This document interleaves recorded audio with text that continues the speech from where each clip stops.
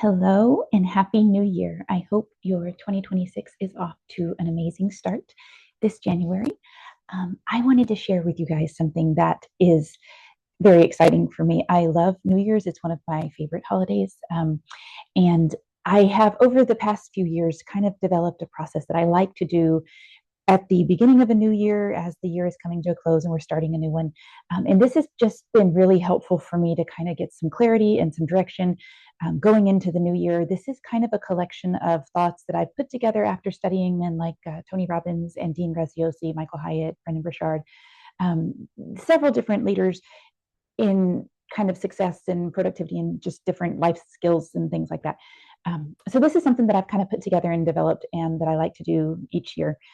Just to give myself some time to look back at the past year and plan for the next year. So I wanted to do it with you guys in the event you are, still kind of thinking about your new year and what you'd like to do. And hopefully this is helpful. And I did want to say one thing before I get started. I am not at all saying that I have got this all figured out. And this is a process that has helped me, but I am still working on how do I set the goals, maintain the motivation. This is still a work in progress for me, but these tools have been very helpful. So please understand, I am not at all saying I've got it all figured out. You need to do things like it's not like that. But this has just been a fun kind of study for me. I love learning about psychology and how we think and why we think and how we can be more effective and more productive. So anyway, I hope this is helpful as we do a end of the year review and your new year strategy workshop. I hope this is a blessing for you. There is a little packet that goes with this that you can write on or do in the computer. So I will have that somewhere so you guys can print that out if you want or do it on the computer as well. Okay, let's go.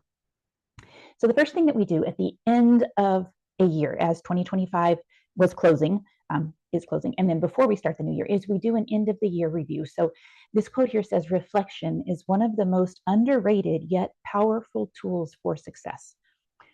So the end of the year is kind of a good time after all the holidays and all the chaos of all of that is over, to kind of take a break and take a time out and really look back over the past year and kind of just reflect and gain the lessons that we need to learn from it, and really celebrate the good things. So one of the things that I like to do for this is I do a whole little calendar of the year. So I go back through the year and I write down what happened in these different months. Okay.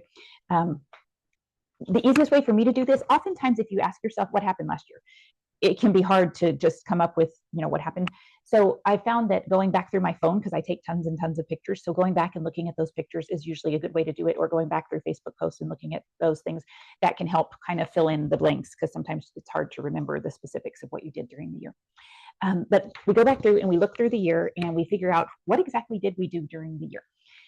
That's a good place to start. And then once we do that, we start looking at what are the things that we can be grateful for and what are the lessons that we can learn moving forward. So the significant events, we mark those.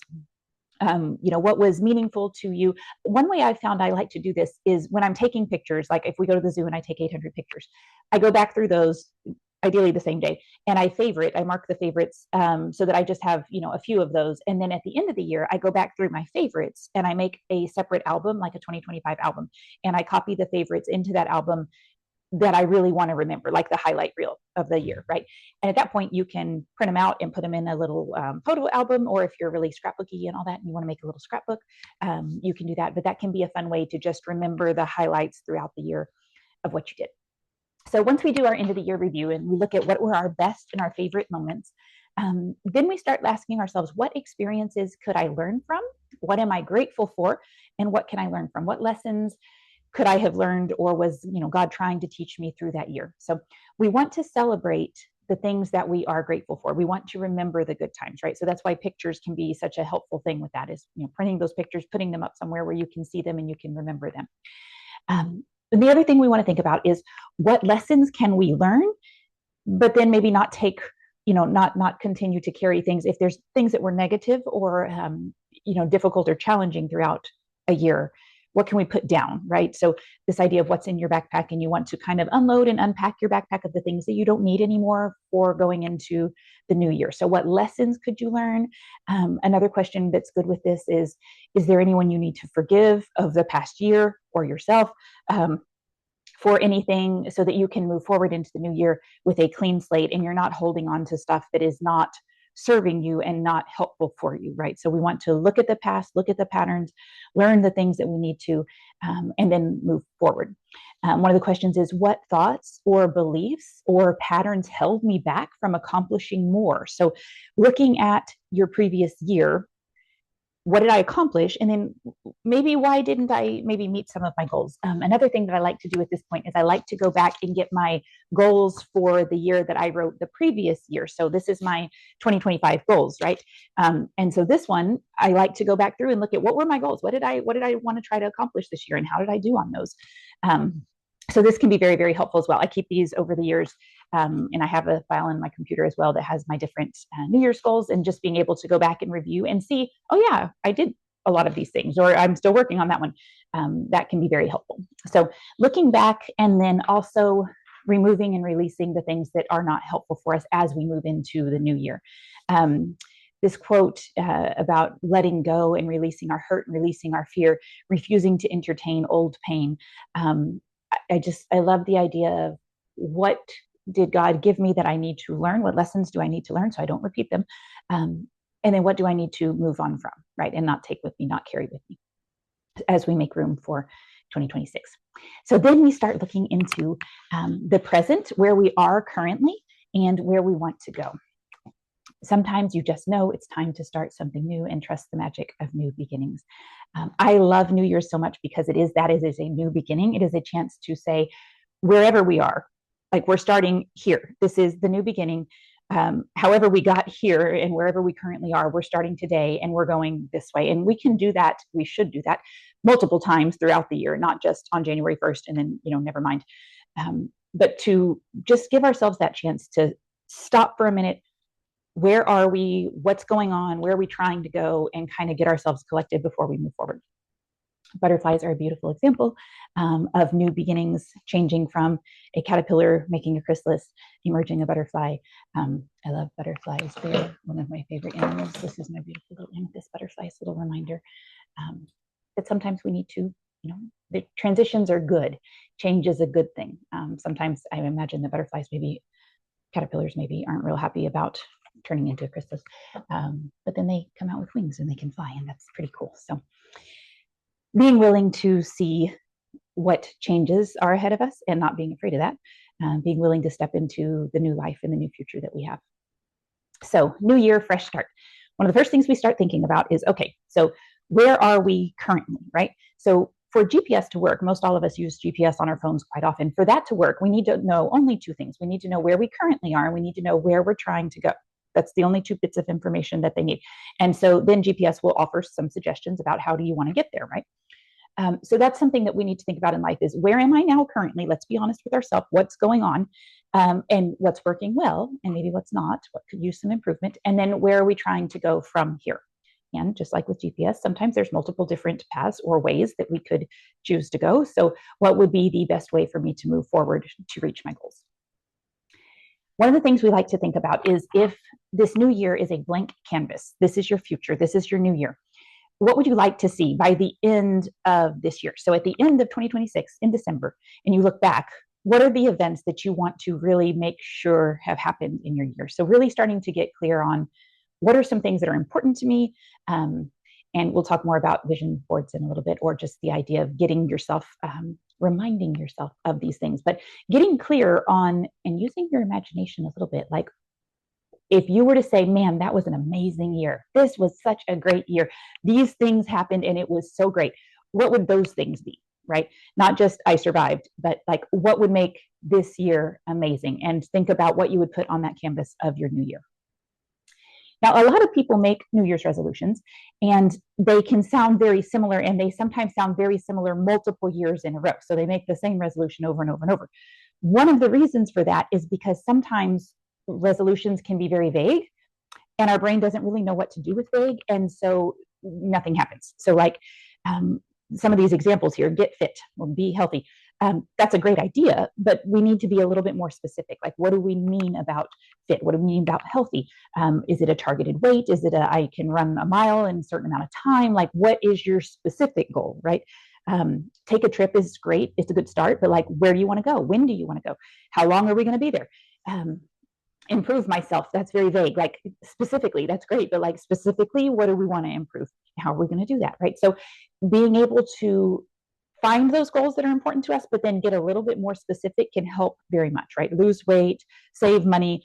Those are good starts, but like really nailing down more specifically what we mean when we say these things, because our brain does better when we give it specifics and a targeted, like, this is what we're trying to accomplish. Oh, okay, so now it has a goal to work toward. If it's just vague, the brain is like, I don't really know what to do with that, and doesn't really care.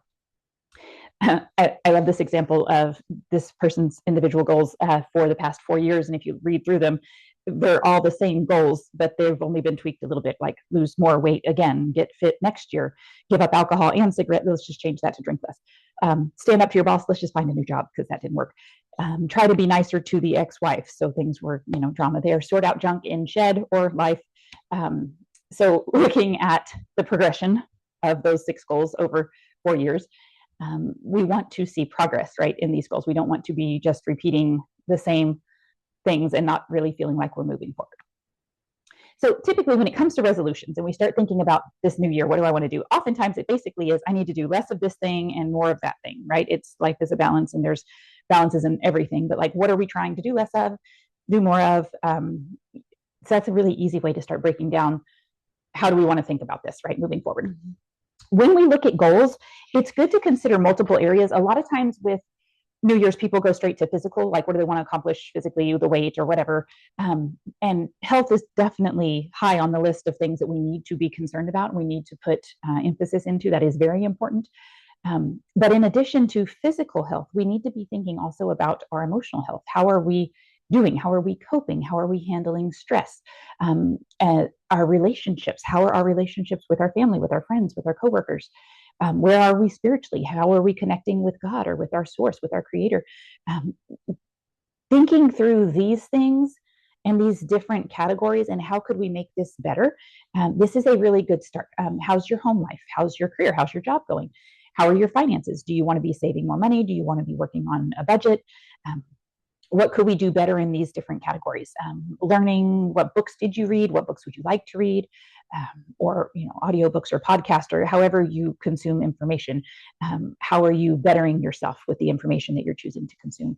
Personal growth, are there any trips that you took or that you want to take? And then just fun activities. So last year, skydiving was one of my goals, and I did get to go in November, and that was an experience that I'm glad I did. I'm not sure I'm going to do it again, but I'm glad I did it.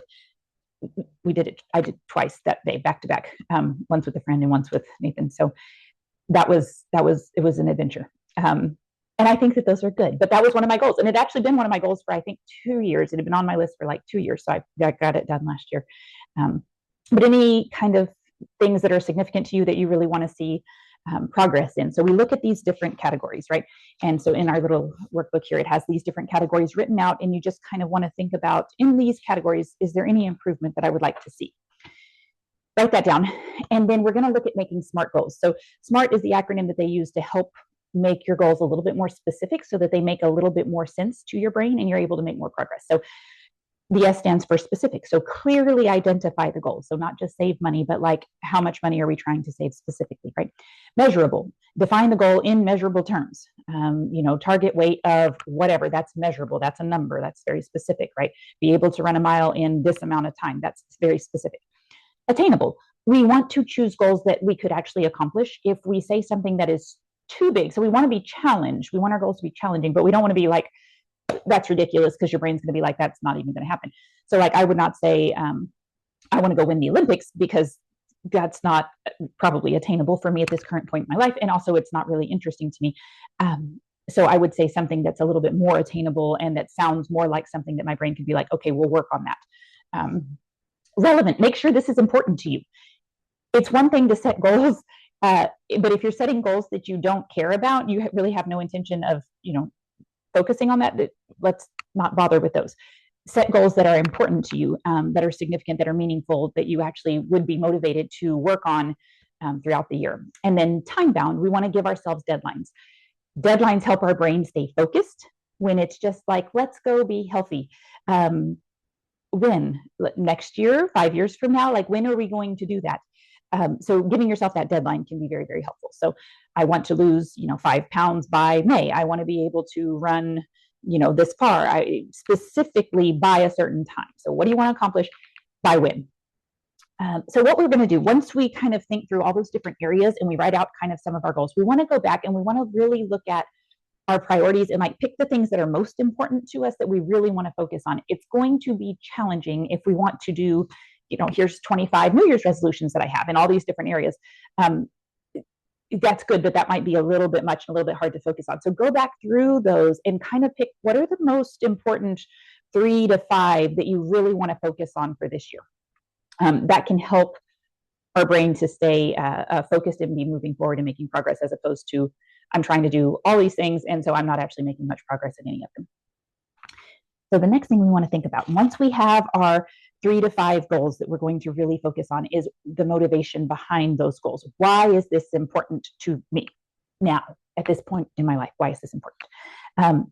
So the other thing that we want to ask, in addition to why is this important, is what happens if I don't do these things? If I don't make any progress and at the end of the year I'm in the same place, why is that a problem, right? This is helping us connect emotionally to our goals, which can be very helpful when we're having a hard time on those days that we're just like, kind of, I don't feel like it. I'm not remembering why this is important, can help us stay on track. So like, I want to be healthy. Why do I want to be healthy? I want to be healthy because I want to be a good mom for my kids. I want to be able to play with them and, be able to interact and have fun adventures with them.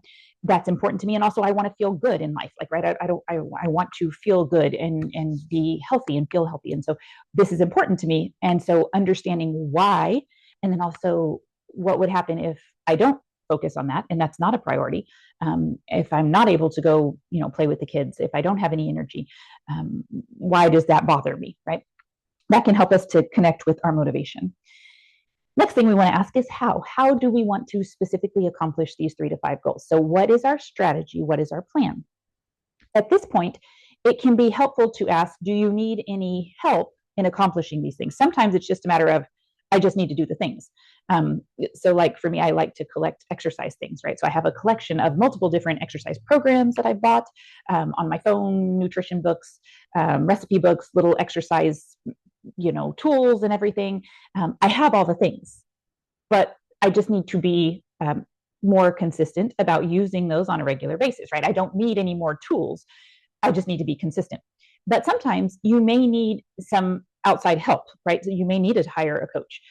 You may need to get an accountability partner. Sometimes that can be very helpful as well, because sometimes it's hard to feel motivated on your own, or on the days when you don't, this is not high on my list of priorities. If you have somebody else there to kind of walk you through it, a coach being like, no, we're meeting at the gym whether you want to or not, that can be helpful, right?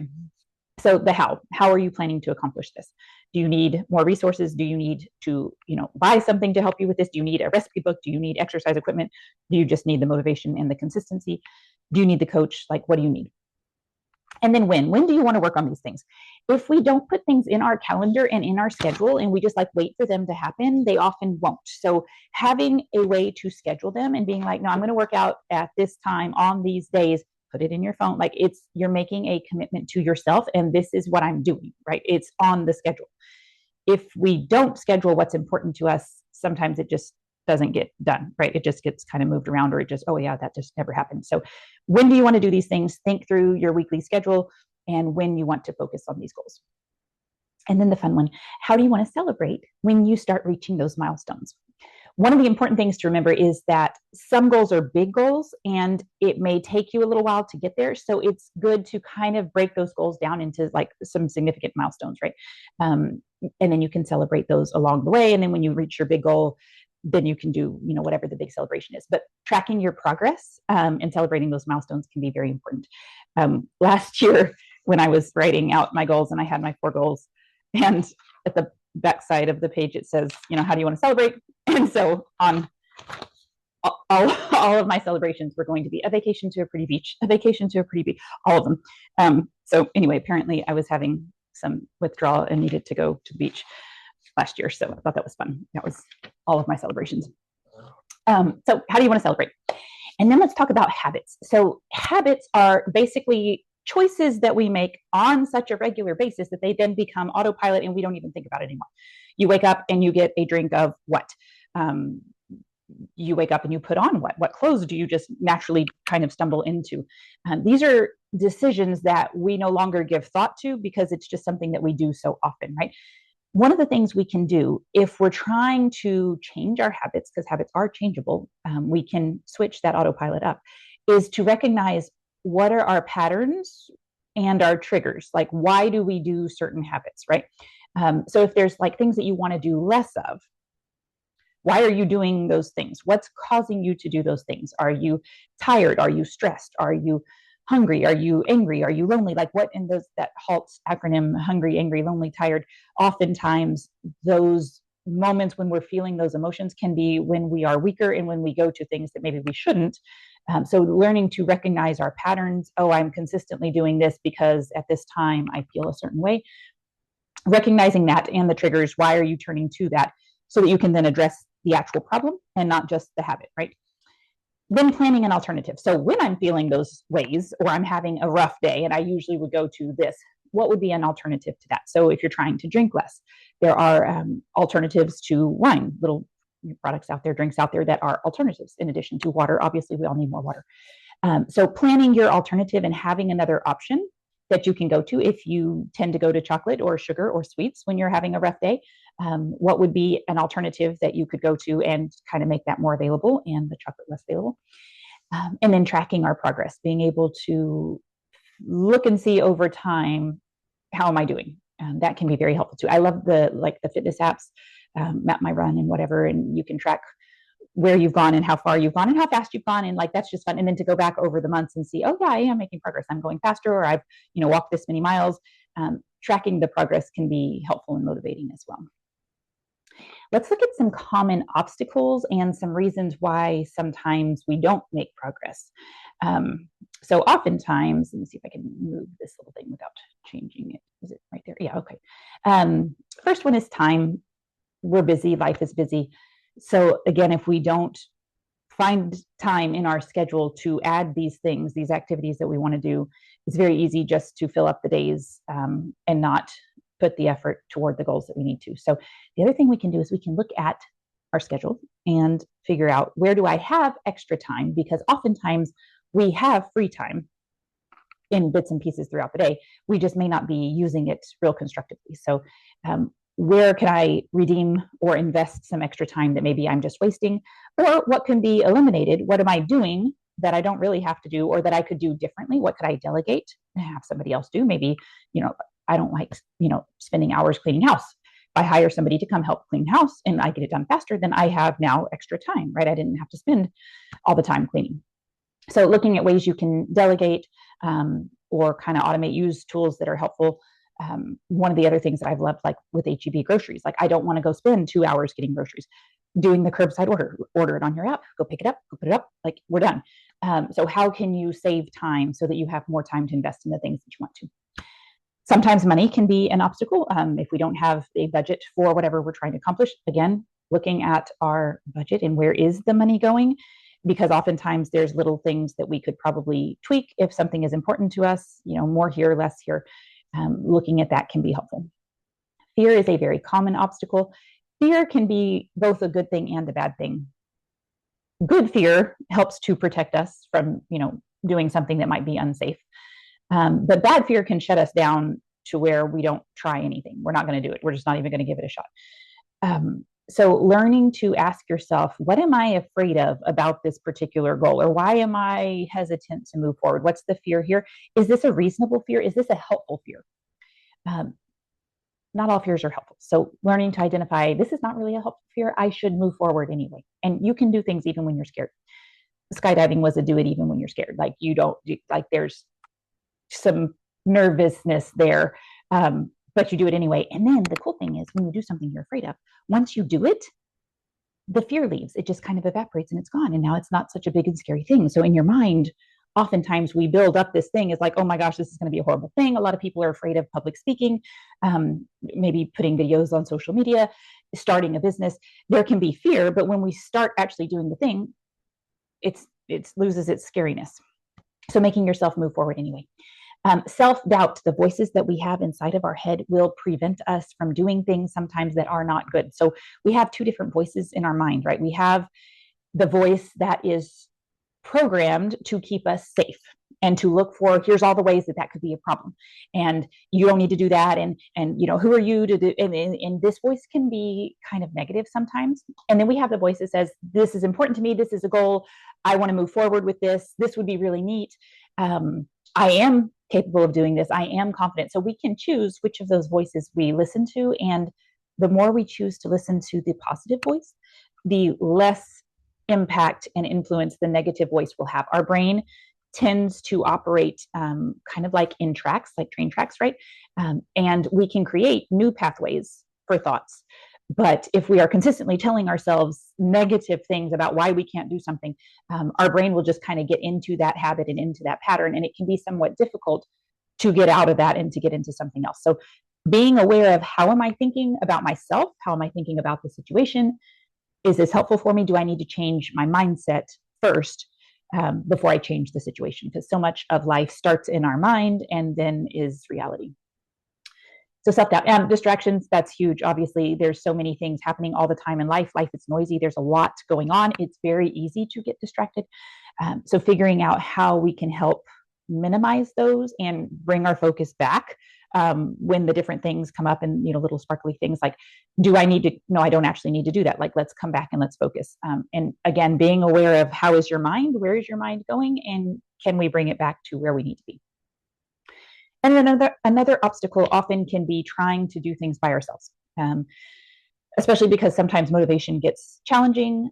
We have bad days, we're just not feeling like doing whatever. So oftentimes having an accountability partner, having a friend do something with us, having a mentor that can kind of check in with us, that can be a lot more helpful than, I've decided I'm going to do this thing, but I haven't told anybody about it, and now I don't feel like it, and so never mind. Alone is not usually a good way to try to make progress in some things. So whatever goal that you're working on or struggling with, trying to find a friend maybe who would like to make progress in that goal as well, or someone who's already made progress there that can help you. These kind of things can be helpful. Let's also, there we go. Looking at where we have resource drains. So our resources are our time, our money, and our energy. And we have things that drain those resources, and trying to identify, where are the leaks and the draining of my resources going? So our time, our money, and energy, where is it going? Oftentimes, things that can drain our time, money, and energy, our resources, can be relationships. If they're not helpful relationships, if they're taking up too much time or energy, maybe we need to do less of that and focus somewhere else. Multitasking, trying to do several things at the same time. Some people think that that makes them more effective, but a lot of studies have kind of shown that being able to focus on a task and complete it and then move to the next one, you're more likely to finish things that way, because when you're doing all the things at the same time, oftentimes not a lot of things get done. So again, triaging what's most important. I'm going to focus on that first, and then we'll move forward. Procrastinating and then panicking. This is just a natural human thing. Like, most of us are good at this, right? You have this thing that you need to do. You wait until the last minute. Oh my gosh. And then now we're panicking. And oftentimes some people think that this is motivating for them. They do their best work when there's this sense of urgency, like, I immediately need to have this done. Typically, though, our best work is done when we give ourselves some time to work on whatever the project is, to think about it, to start, maybe to tweak, just like big research papers. It's not great to wait until, the night before they're due, and I need to write this 25-page paper. Give yourself some time. Some projects need more time than, let's just wait till the very end and then panic and see what comes up. Budgeting, obviously, we can spend money sometimes ways that we shouldn't. So learning to look at, where did our money go? Why did it go there? Is that where we need it to be? And getting a little bit more, lots of apps for that, but getting a little bit more disciplined about where am I tending to waste money? How can I fix that? Wasting time. Again, we all have things and bits of time that, maybe we're wasting too much time scrolling. Maybe we're wasting too much time watching random stuff on TV that maybe is not actually helpful to us. Where are we wasting time, and how can we redeem that and invest that instead? And then poor health. Not taking care of our bodies is going to affect our energy levels and our ability to make progress. So again, prioritizing your health and how you feel is very, very important. So making sure that you're sleeping well, and then also a reasonable amount, that's important. Watching what you're eating, what you're putting into your body, and then the exercise that you're getting. All of those things will have an impact on your energy levels, which can impact your progress that you're making towards your goals. I love this quote about taking care of yourself. If you do not make time for your wellness, you will be forced to make time for illness. And I think that that is very true, because sometimes we get in our head that I don't need to take care of myself. I'm busy taking care of all these other things. I don't have time to take care of myself. I'm doing too many other things. We can operate like that for a time, but not forever. And at some point, it will catch up to us. This is when people hit burnout. They're working too hard. They're working too much. They're not allowing themselves to rest. And then they're not okay, right? So pushing ourselves to that point and then waiting for us to collapse, that's not ideal. So scheduling in self-care. I'm going to take care of myself. I'm going to exercise. I'm going to make time to do things that help me to feel good so that I can continue to do all the other things I need to do, take care of all the other people. Moms, I think, especially get into the mindset of I'm going to take care of everybody to the detriment of taking care of themselves. That's not really helpful. So it does matter, and you do need to take care of yourself as well so that you can take better care of all those other people. Looking at some fun, positive coping strategies that help when you're having days that are a little bit challenging. There's a ton of them. So they're listed here in your little worksheet here, but so many different things. But thinking about what is a positive influence in your life, especially when you're having days that maybe are difficult. Some things that we can think about: prayer, meditation, breathing exercises, gratitude, focusing on things that we can be grateful for, because there's always something we can be grateful for. Even if we're having a rough, miserable day, there's something, if we look hard enough, that we can be grateful for. And changing our mindset from here's all the problems that I can, that I'm trying to deal with, to I'm grateful for this one positive thing or these two positive things. That shift in mindset can help change our perspective and can help make managing with the problems, dealing with the problems, a little bit more manageable. Journaling or writing a letter to someone. You don't even have to send it if you're having issues with a relationship or whatever. Writing the letter down. Don't send it if you don't need to. But that can help kind of process some feelings sometimes. Exercise, very, very helpful. Starting a hobby that's just relaxing for you. Some people shoot guns, some people make pots, some people paint. Any kind of hobby that would be relaxing and fun for you. This should not be something that's going to cause you more stress, but this can be a good way to kind of get your mind off of all of the things that we typically kind of focus on and just kind of relax and have fun. Art. Animals can be very therapeutic. So spending time with puppies, so puppy yoga, goat yoga, all the fun things. Riding a horse. Horses are very energetic animals, very therapeutic animals to be around. So if animals are a thing for you, going to the zoo maybe, or getting a pet, spending some time with your pet, that can be very helpful. Self-care, go take a bubble bath, go get a massage, go take a nap. Whatever you need to do for your body to feel refreshed, look at what those things are and schedule those things in. Do those more often. Humor. Find something funny to watch or to read. Laughing and smiling is a really good stress reliever. I remember when I was in nursing school and we had a massive test coming up, and I'd been at the library studying for like a long time, and I was freaking out. I was so nervous. And I don't think I know this well enough. And there's so many things. And I hope I remember everything. And so I came back to the dorm. And when I walked in, my roommates were watching the puppeteer guy, Jeff Dunham, I think. And I remember first being so irritated because I was like, what are y'all doing? What, like, I'm freaking out here. Like, this is the end of my world here because I have this big test. And I would, like, again, fear blow it up into ridiculous proportions. And you're watching nonsense. And they were like, sit down for 5 minutes. I was like, I don't have time to sit down. They were like, sit down. So I sat down and I started watching and I started laughing. And I remember being so much, like, all of the stress and all of the tension and all of the worry and the anxiety that I was feeling just kind of disappeared after watching this nonsense with these puppets. And it helped me feel so much better. Now I still had the test and I did fine.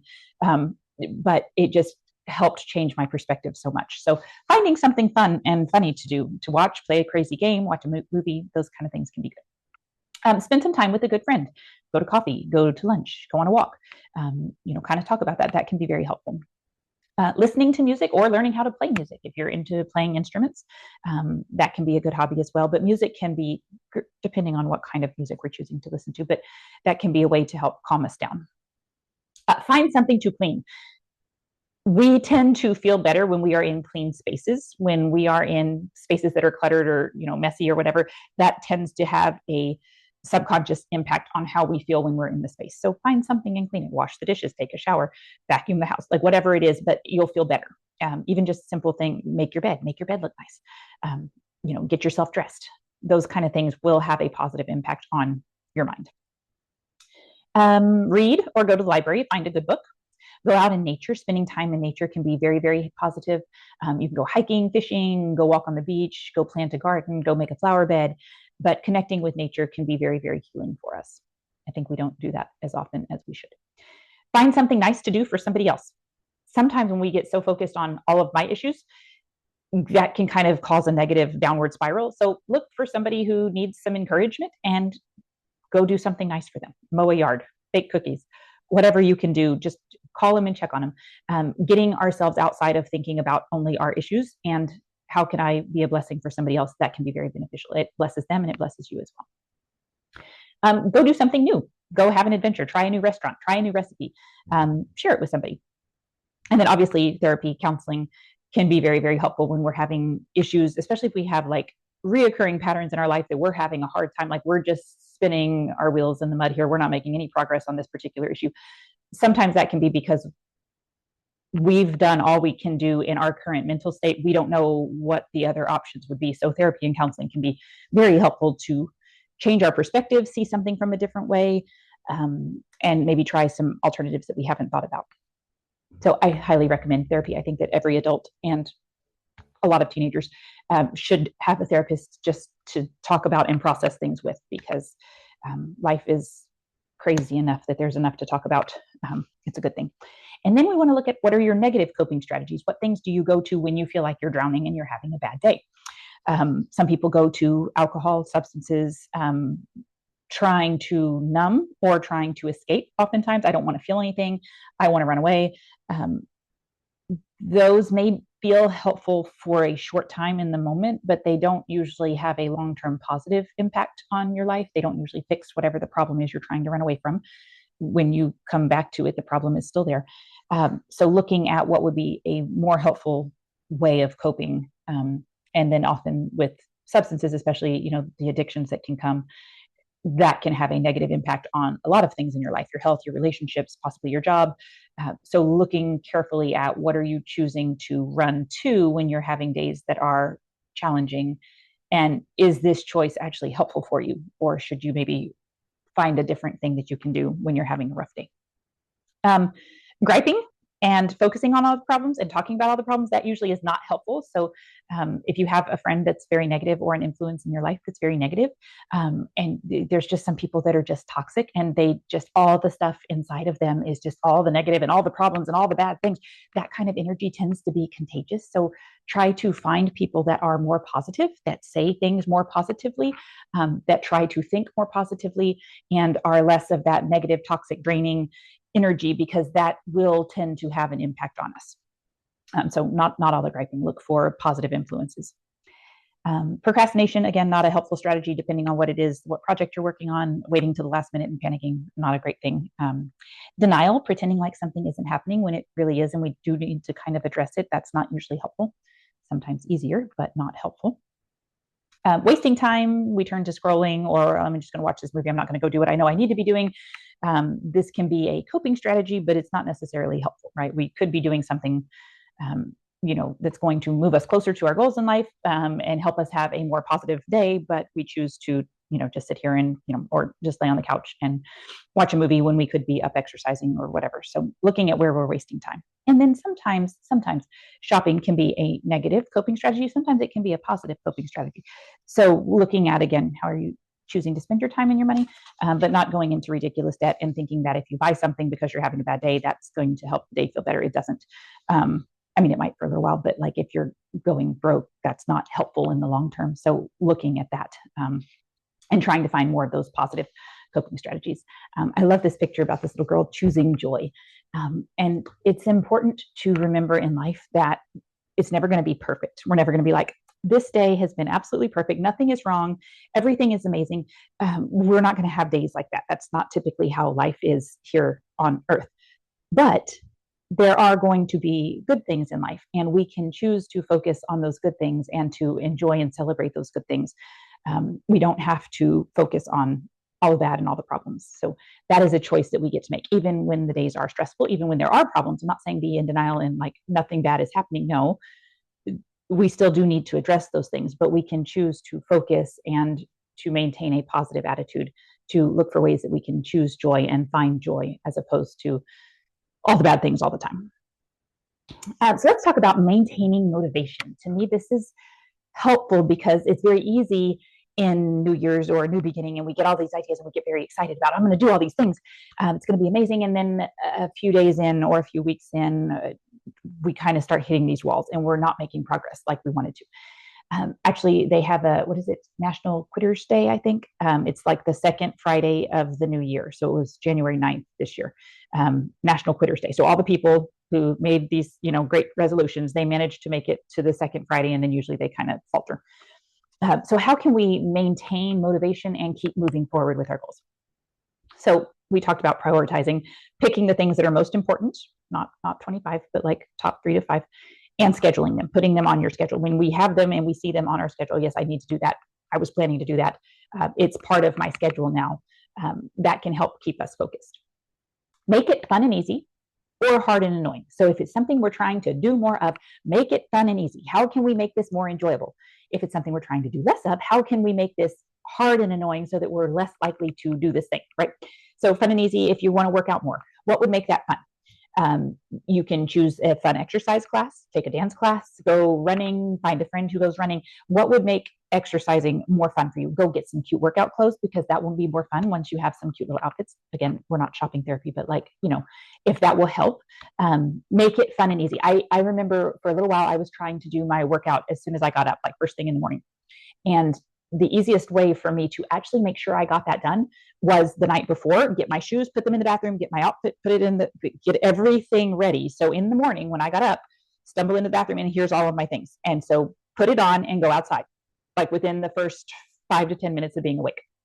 If I didn't do that and I had to go find my, workout clothes or whatever, my shoes were there, I would so easily get distracted with, let me go, I need to unload the dishwasher, I need to start the laundry, I need to, whatever the thing, and then it just wouldn't happen, right? So make it easy for yourself to accomplish what you're trying to do, or make it hard and annoying. So again, if it's something you're trying to do less of, make it challenging. If you're trying to spend less time scrolling on your phone, there's ways that you can set limits for yourself on your phone, and your phone will turn itself off, right? You're staying up too late, you can set it to where it will turn itself off. If you're trying to watch less TV, put the remote away or take the batteries out of it. It's now challenging to turn the TV on, and that'll be enough time for you to be like, oh yeah, I'm not doing that, I need to go read this book instead. If you're trying to eat or drink less, or better things, get your alternatives prepared, and don't bring the things into the house that you're trying to do less of, because now it's hard and annoying if you decide that's it, I need sugar, I'm going to eat ice cream, but you don't have ice cream. Now it's annoying because now I have to drive to the store, and I don't want to do that. So I guess I'll just go eat the celery sticks that I bought, when I was having a good day, even though that's not what I want. So having those alternatives in place can be very helpful. So fun and easy or hard and annoying, depending on what we're trying to do more or less of. Remembering that sometimes we just need to make that commitment to ourselves. I've decided I'm going to do this, and I'm going to do it even if I don't feel like it. We can still go to the gym even if we don't feel like it. The workout still counts. We still lose the calories. We still get the benefits of exercise, even if we didn't want to be there. Okay.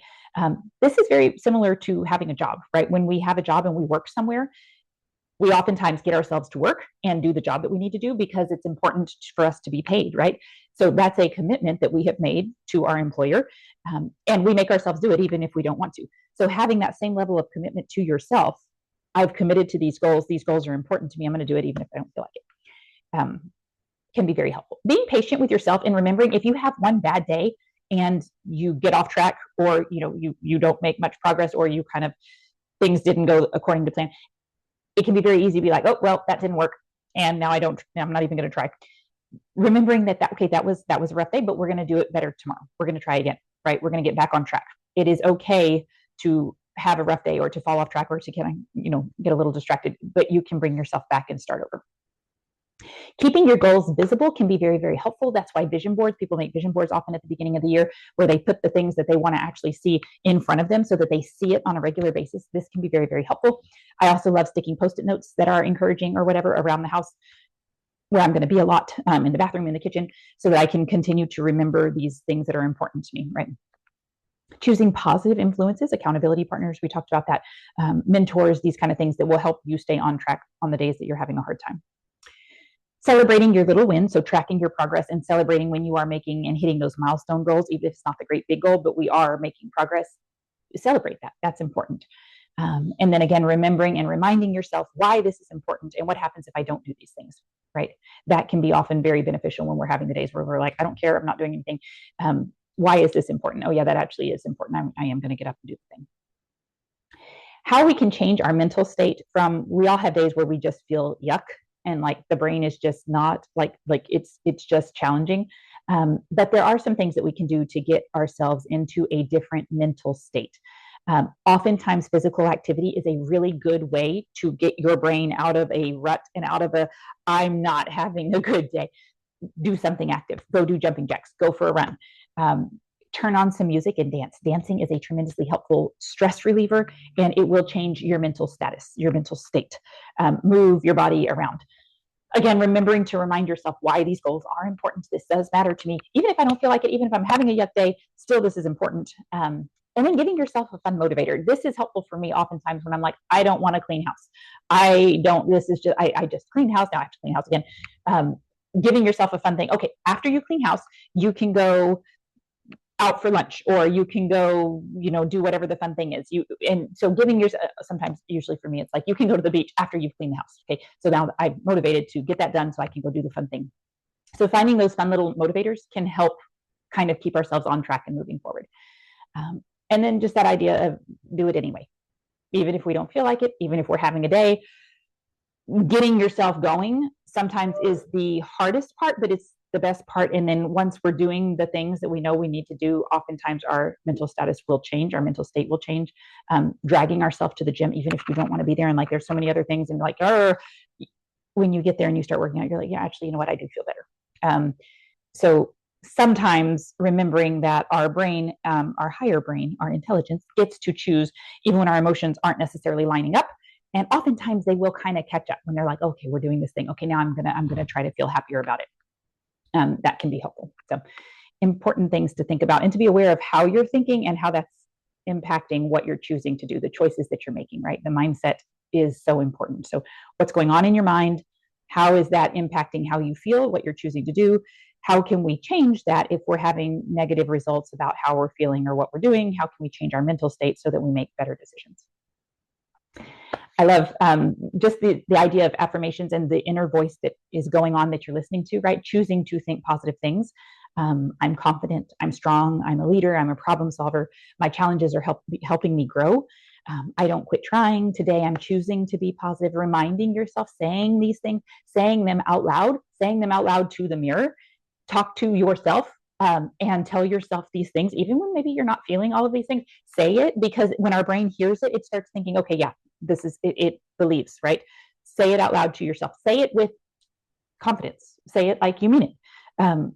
Not, oh, I'm trying to be brave. I'm gonna be brave and be strong and do all the things. Say it like this matters and it's important to you. I am strong. I am problem solving. This is not going to stop me. I'm going to continue to make progress. Talk to yourself on a regular basis.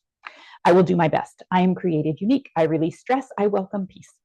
I am always learning. I am grateful. Again, just reminding yourself to listen to that voice, to talk that voice to yourself, and not the more negative voices that can come. The magic behind vision boards and putting those pictures in front of your brain, visualizing achieving a goal or doing whatever the thing is, can be so much more helpful than just like making a list. Okay, these are my goals and here's my list and I wrote it down. Writing it down is a good start, but visualizing you doing the thing, it's already done. I just did the thing. How do I feel? How was it? When you're visualizing and using your imagination, all 5 of your senses, how did it sound? How did it look? How did it feel? Trying to really put yourself in that moment. A lot of athletes have used visualization. This is a skill and a kind of a life skill that people use to help make progress in different areas. So visualizing accomplishing your goals, connecting with that emotion. Again, we want to feel emotions because they do help keep us motivated. So how would we feel when we've done that thing, and connecting to that emotion of I'm so proud of myself, I'm so happy, this was so fun, it was so exciting, whatever the positive emotion is, connecting to that, again, can keep us on track. Vision boards are also a constant reminder, like it's there every single day. The repetition helps your brain to stay focused, right? To continue to stay on the same path, to have the direction. And then speaking it into existence, saying the thing, I am doing this, I have done this. Saying it out loud, even if you're not talking to anybody else, talk to yourself. But speaking it into existence, this year I am going to do what? Say it. Put it in front of you, put it on a vision board, get a picture of you, maybe not you doing the thing because maybe you haven't done it yet, but get a picture of the thing that you're trying to accomplish, and put it there as a constant reminder, a daily reminder of this is important to me, this is what I'm working on. These can be very, very helpful. So just for an example, it's one thing if you say, I want to have more adventures in my life, like you can write that out. That's one of my goals, have an adventure, right? Do something adventurous. It's another thing if you put a picture of, oh, look, those people are skydiving. That guy is surfing on these really ridiculously scary waves. The picture is going to evoke more emotion and more interest in our brain than just the word. Same with, I want to be successful. I want to have a successful year. That's very vague. What do you want to do? You want to go climb a mountain? You want to make lots of money? Specifically, what does that mean to you? Success.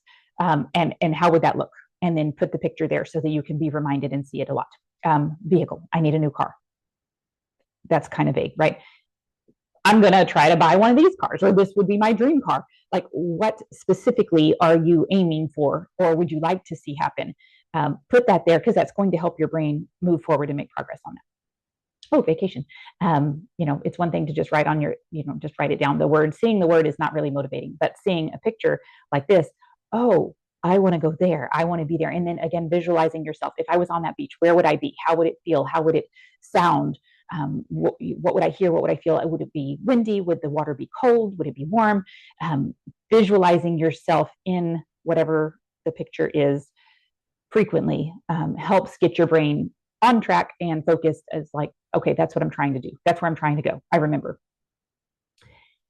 This is one of my favorite verses in Proverbs, but one of the things we want to remember to do when we are making plans for our next year is remember to include God in those plans and ask him, hey, what do you want me to be doing in my life? Where are you leading me? What are you trying to teach me this year? But trust in the Lord with all your heart and lean not on your own understandings. In all your ways, acknowledge him and he will direct your paths. He will make your path straight. So remembering to include him and to be open to listening to him and his direction as you are making your plans and wanting to move forward. What's important for me to do this year? What do I need to focus on? What do you need to teach me this year? What do I need to be learning?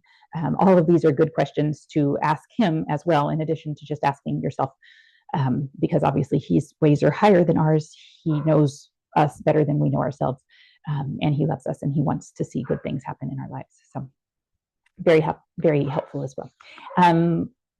To conclude, I have a quote that I like from Henry David Thoreau: go confidently in the direction of your dreams, live the life you have imagined. That's a choice, going confidently in the direction of our dreams. We can choose to do that, or we can choose to get stuck and to not try and to give up. And just the first two words, go confidently. Go is an action word. We are moving forward.